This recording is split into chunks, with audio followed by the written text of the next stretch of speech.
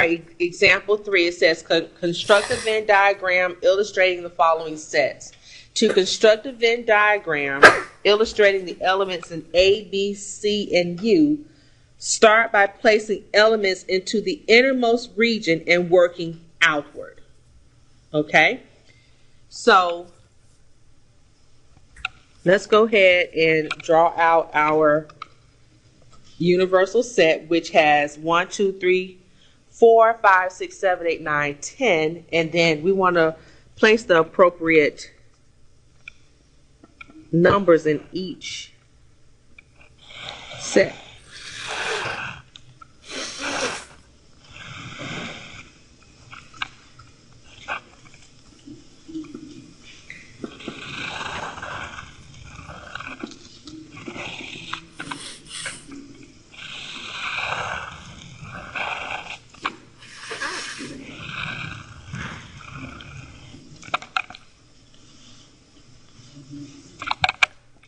Here's A, here's B, here's C.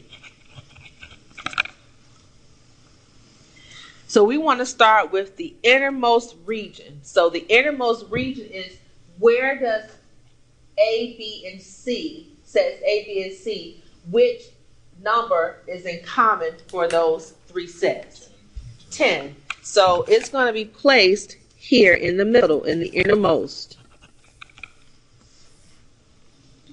And then you say, okay, let's look at A and B.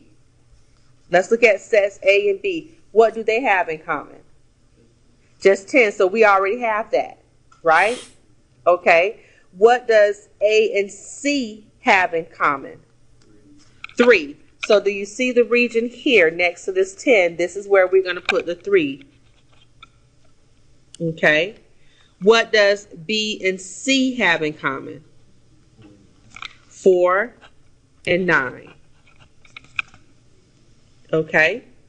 All right. So this is how you want to draw a Venn diagram. You want to first look and see, depending on how many circles you have, what do they have in common? A, B, and C, we said 10. Okay. A and C, number 3. Sets B and C, 4 and 9. Now, what are all the other elements in A? We're just looking at A now. 1 and 6.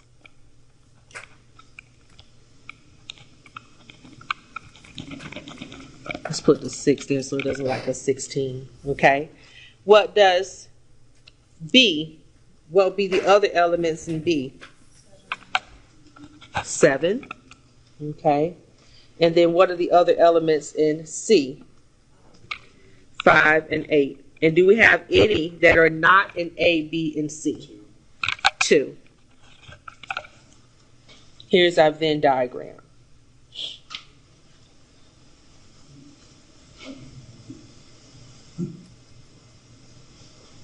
Okay. Any questions with that? That wasn't too bad, was it? All right.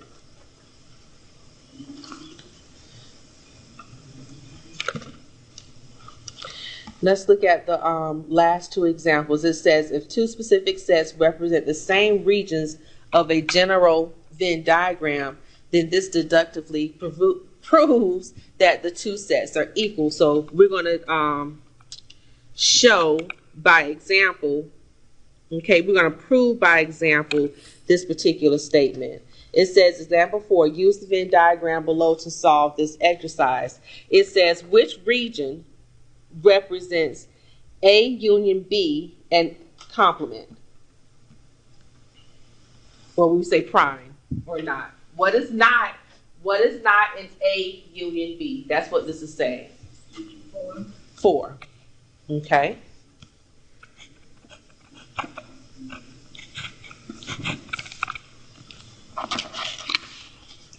And then B, which region represents A prime intersects B prime? What is not in A, what is not in B in this intersection? What do you think? What is not in A? 3 and 4. That's what this is saying, 3 and 4.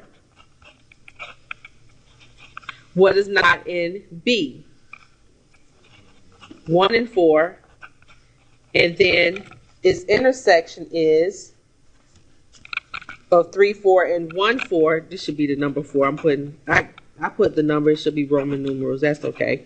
But what's not there? Let's do this correctly. 3, 4.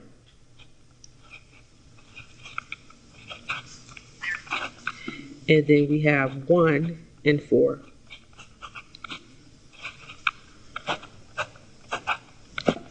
So its intersection is 4. It says, based on parts A and B, what can you conclude?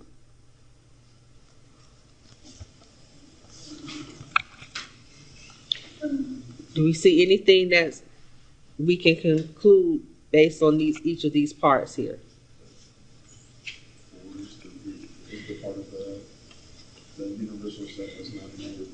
Yes. So what you're saying here is that